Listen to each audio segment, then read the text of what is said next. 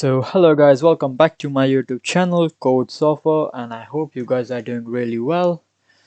So in last video we saw something about arrays, but now we are going to start about the functions. What are the user defined functions and how we can create the functions. So as you can see, int main is basically a function that we are using.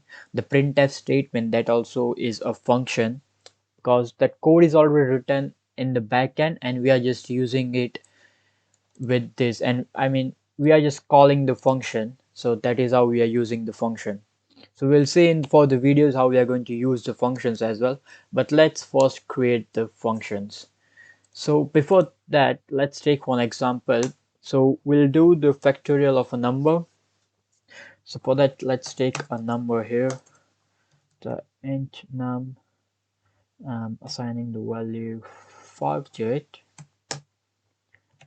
and one variable that is named fact. I'll tell you why it is one here.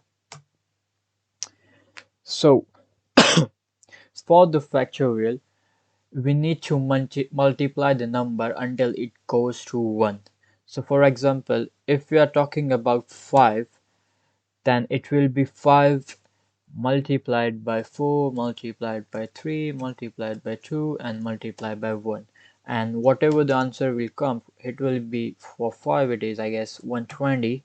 So this is your answer for the factorial of 5. So this is how it works, and to do this thing we'll need a for loop. So let's get started with the for loop.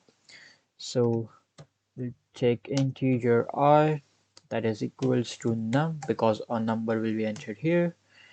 I is greater than 1, because if it will go till 0, then there will be nothing we'll have, because 120 multiplied by 0 is 0. So that doesn't make any sense. So that is I minus minus, and here comes our logic that we are gonna use is fact, that is multiplied and equals to I. Now what does this function, the logic does? It simply just means fact, equals to fact into I. But the thing that I've written here is simply the short form of this one. So you can use any other like arithmetic function like this, I would say. So there is not a big difference, so don't get confused with this thing. And then after, simply we just need to print the value. Let's see what we are getting here. So printf will do here percentage, I would say the factorial of 5, sorry not 5, percentage d is percentage d, and here we give the values that would be num comma fact. Let's see what we are getting. So as I said, the factorial of 5 is 120. So yep, the program is running perfectly. But now what happens if you want to do the factorial of another number? Then you'll simply need to go here and change the value statically, but we don't need that thing. So simply we'll create a function, because what if you want to use this factorial twice or thrice in a program, but then you need to copy this whole program and paste it down there and change the value. Instead of that, you can just create the function for this one, and we'll see how we'll create the function now. So as I said, integer main is also a function. So we'll follow the steps of that. First we'll write the data type, that is integer, in which data type it will return the value. So I'll take then the name of the function, that is factorial in our case, and the parenthesis. In parenthesis, here we need to enter some argument.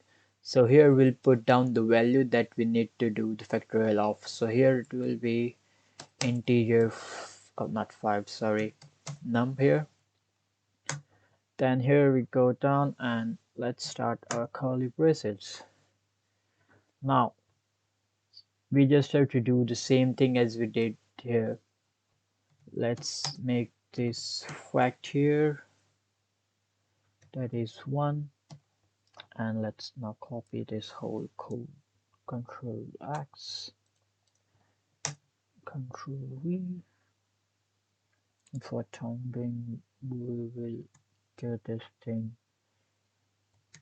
aside so that it can be clear for us to see what's going on.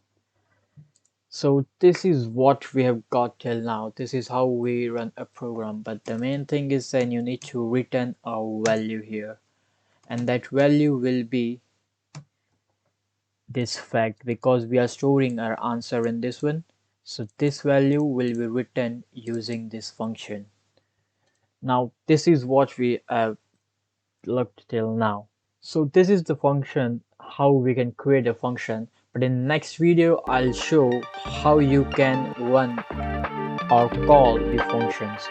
This was all for this video, and see you guys in the next video. Till that time, take care.